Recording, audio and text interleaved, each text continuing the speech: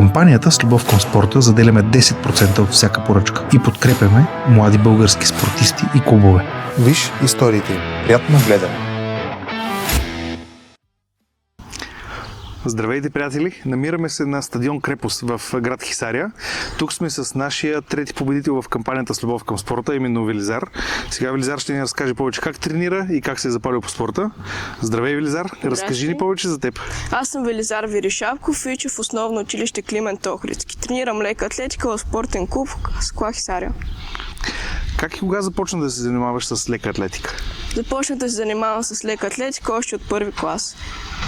А как се запали по спорта? Случайно реших да изляза на разходка с моите родители и бях свидетел на тренировка на един пловдивски клуб и реших да опитам.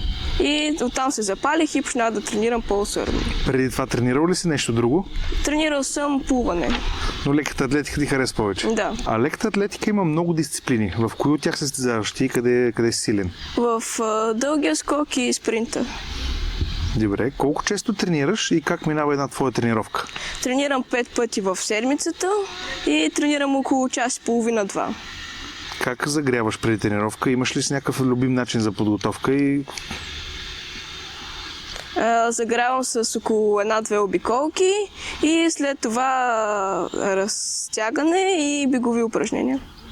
Коя е най-трудната част от загрявката и от тренировката ти? Съществената част, когато се тренира съответната дисциплина за деня. Имаш ли идол или спортист, някой, който се възхищаваш от спорта и те мотивира да продължаваш? Да, имам. Той се казва Бождар Сарабоюков. Той е добър в дългия скок и затова ми е идол. Какво би казал на децата, които те първа искат да стартират в този спорт и се колебаят дали да стартират? Как би ги мотивирал? Да отидат да направят една тренировка и ако не им хареса, да тренират нещо друго.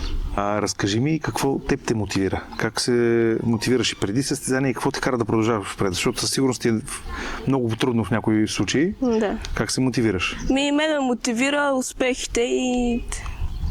Как ще ти помогне подкрепата от кампанията с любов към спорта? За какво би използвал средствата?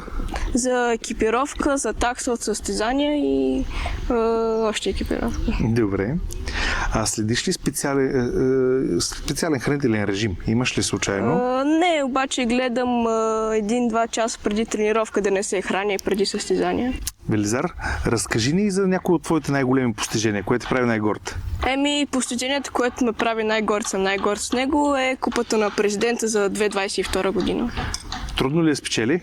Къде беше състезанието? Състезанието беше на стадион Васил Левски в София и не беше доста трудно. Не беше трудно за теб. А за другите купи ще ни разкажеш ли за други медали, които имаш? Първият ми медал е спечелен от 2021 година. Къде го спечели? Пак в София на стадион Васил Левски. Добре, той е на скок, дълъг скок? Не, той е на спринт. На спринт, супер. Добре, разкажи ми какви са твоите цели, какво искаш да постигнеш в този спорт? Сега се стремя в бъдеще, ако евентуално мога да стигна до Олимпиада и евентуално за медал. Не евентуално, пожелавам ти го искрено. С усилия ще успееш. Велизар, това е нашия подарък към теб и твоята заслужена победа от кампанията с любов към спорта. Заповядай.